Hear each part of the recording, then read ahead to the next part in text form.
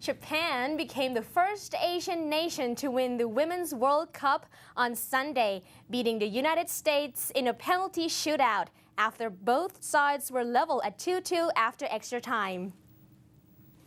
The Japanese denied the U.S. team the chance to become the first country to lift the cup 3 times. The Americans missed their first 3 penalties, and Japan went on to win the shootout 3-1 when Saki Kumakai slotted the final shot high past goalkeeper Hope Solo. Japan was always driven by a greater purpose, hoping its success at the World Cup could provide some emotional relief for a nation still reeling from the March 11th earthquake and tsunami. Fans of both sides watched the match in fan mail in Frankfurt. While Japanese fans were left thrilled by the outcome, American fan Debbie Lenz, who came to Germany from the USA, said she was happy to come to the World Cup and see some really great soccer, even though the US didn't win in the end.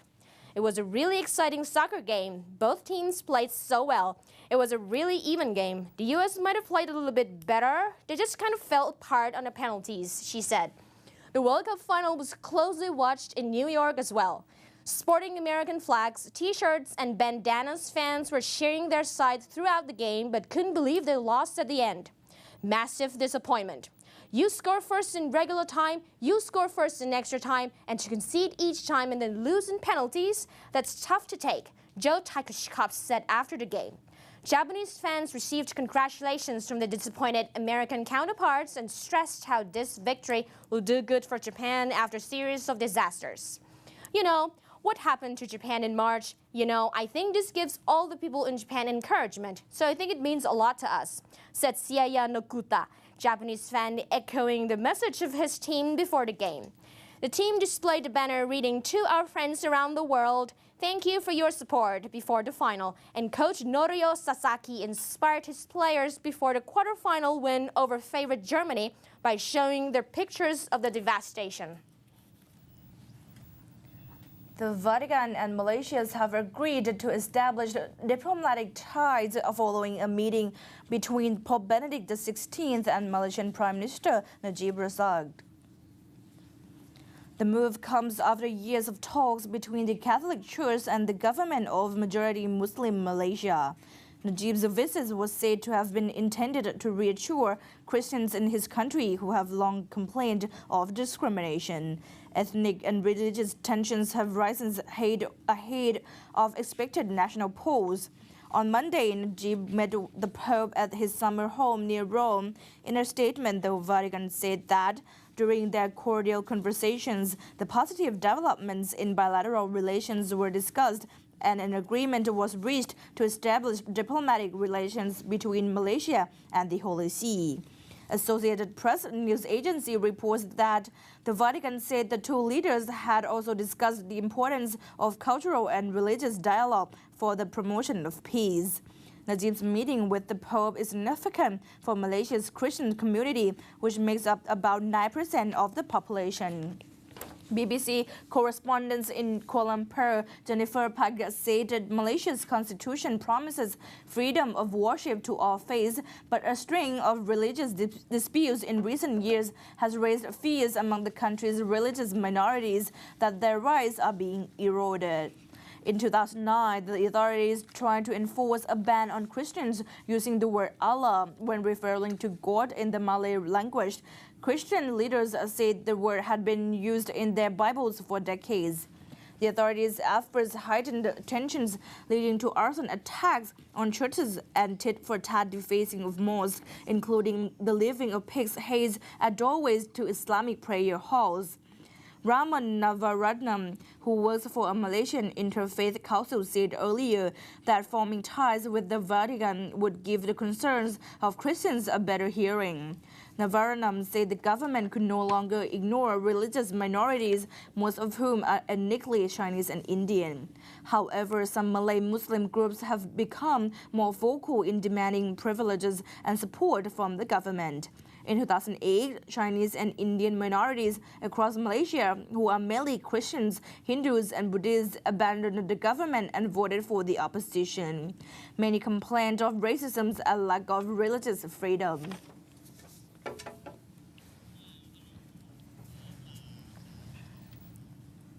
Well, thousands of residents in Indonesia have been forced back into emergency shelters after a volcano in central Indonesia unleashed its most powerful eruption in weeks.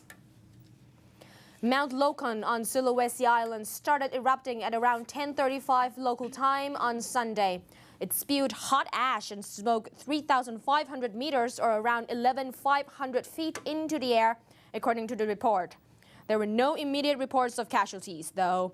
Before the eruption, residents had been returning to their villages along the mountain slopes, despite warning to stay away from the crater. They were forced back into cars and motorcycles, and many raced down the slopes makeshift camps near the base. The nearby international airport at Manado is operating normally, but airlines traveling within 10 kilometers or 6 miles of Mount Lokon's peak have been told to reroute their flights. There are 28,000 people living within a 3.5 kilometers or around 2 miles evacuation zone, which was established on North Sulawesi last weekend. Government volcanologists say the eruption is the biggest since late June. A series of blasts from Mount Lokon on Thursday and Friday claimed the life of a woman who suffered a heart attack as she fled. There are dozens of active volcanoes on the Indonesian archipelago, which straddles tectonic fault lines known as the Ring of Fire between the Pacific and Indian Oceans. China has announced plans to release supplies of pork onto the market to help cut the price of the country's most widely consumed meat product. It also said it was planning to build up its reserve of the meat. The move comes as the price of pork has jumped by almost 60%, pushing the rate of inflation to a 3-year high. Pork prices have been rising after an outbreak of disease 2 years ago led to a halt of livestock and delays in boosting production. At the same time, demand for meat has been rising in China as consumers become richer. According to the Ministry of Commerce of China, there are 200,000 tons of pork in reserve, which will be released into the market as and when needed. It added that it could release more if required. According to analysts, the current reserves of pork are equal to 1 or 2 days' worth of China's total pork consumption. Chinese people currently eat about 15 million tons of pork a year. The ministry also said that as well as increasing the supply of live pigs, the government will invest 2.5 billion yuan in large-scale pig farms this year. To make it more attractive for farmers to raise livestock, the government said it will pay them higher subsidies for pigs. Farmers will receive 100 yuan subsidy for each pig raised and also 800 yuan in compensation for every pig they raise that dies from disease or other external factors. The higher price of pork has been hitting consumers hard and has been a major factor behind the accelerating rate of inflation. China's consumer price index increased by 6.4% in June compared to a year earlier. That is the highest level since June 2008 and will above the government's target of 4% this year.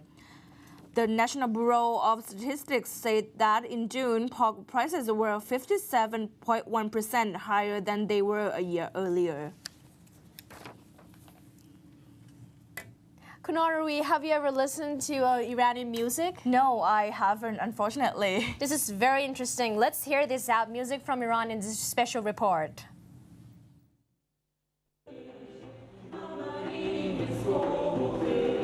A choir from Iran has arrived Bangkok to bring music aficionados the harmonious sounds from their country in a concert this Tuesday. Performed in a cappella style, the program includes works from the Renaissance period, Baroque period, the contemporary, as well as Iran folk songs and Kerman folk songs. Set up in 1999, the Kerman Merivatan Choir Band is composed of mostly full-time singers. Kerman is a city in Iran, and Merivatan means love of land. The group has performed in Iran and were invited to play in South Korea, Armenia, and Argentina after their performance in Thailand. Masoud Nekoi, composer and conductor of the choir, explained why they chose Thailand as their first destination abroad. Thailand, I think, the best country for this concert because Thai persons are very friendly, really, because I had two trips in Thailand, and I know the Thai person is very good because they don't angry, they don't nervous, and they very friendly. Really, it's very good because it's make energy for my core to better performance. The conductor demonstrated how Iranian classical music differed from Thai music, saying Iranian music scale is composed of more than 8 tones. So for example, the Thai music and its music from do, re, mi, da, ra, ra, ra, ra, ra, ra, ra. It's the one of pentatonic scale, but Iranian music same as Iranian scales, same as Dashti or Shur or some of them.